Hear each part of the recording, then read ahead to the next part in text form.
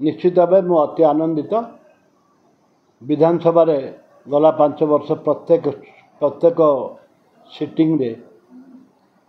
प्रत्येक जो दिन अर्बन डिपार्टमेंट थो से दिन निश्चित भाव में मो प्रश्न उठी मौखिक और लिखित जे बरिगमा को केबे एनएससी करा जिवो एवं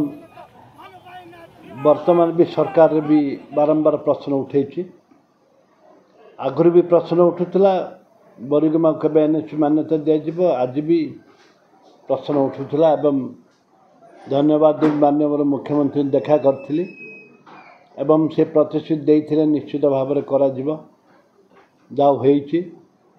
बहुत डेरी सेकेंड फेज रे यह तो प्रथम फेज रे हवा कथा सेकेंड फेज रे कर जा हो आम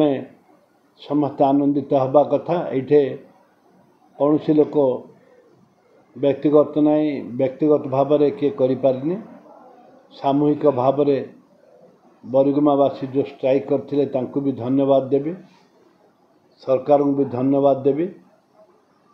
एनएससी मान्यता देवा धन्यवाद।